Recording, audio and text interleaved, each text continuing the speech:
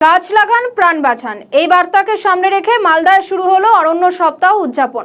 মঙ্গলবার সকালে মালদা টাউন হলে মালদা জেলা প্রশাসনের উদ্যোগে অরণ্য সপ্তাহের অনুষ্ঠানের আয়োজন করা হয়। অনুষ্ঠানে পরিবেশ সংরক্ষণ, বনভূমি বৃদ্ধি এবং আগামী প্রজন্মের জন্য সবুজ পৃথিবী গড়ে তোলার গুরুত্ব তুলে ধরা হয়। অনুষ্ঠানে উপস্থিত ছিলেন বিজেপি সাংসদ খগেন মুর্মু, মালদার জেলা শাসক সহ অন্যান্য প্রশাসনের আধিকারিকরাও। Because Honorable Prime Minister and Honorable Chief Minister have a vision कि हम लोग अपने पेड़ों को जितना ज्यादा लगाएंगे उतना अच्छा होगा।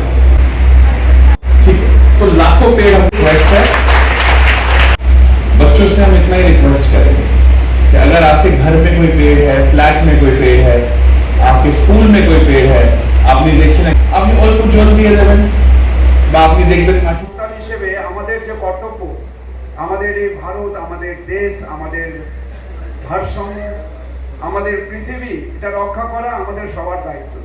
তাই আমরা সবাই মিলে ভারত মায়ের সন্তান হিসেবে আমাদের আজকের এই বিশেষ দিনে আমরা সবাই এখানে উপস্থিত হয়েছি যে আমাদের অরণ্য সপ্তাহ। আমরা জানি যে প্রতি বছর আমাদের 14 জুলাই থেকে আমাদের শুরু হয় অরণ্য সপ্তাহ এবং 20 জুলাই পর্যন্ত এই অরণ্য সপ্তাহ আমাদের পালিত হয়। বিভিন্নভাবে আমরা এই সপ্তাহ আমরা উদযাপন করে থাকি।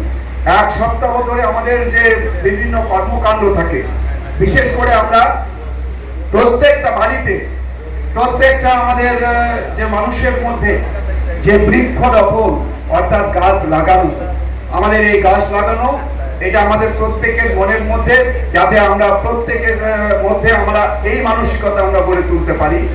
গাছ আমাদের ভারসাম্য রক্ষা করে, আমাদের গাছ আমাদের সংরক্ষণ আমাদের যেমন করা দরকার, পাশাপাশি আমাদের এই যে আমাদের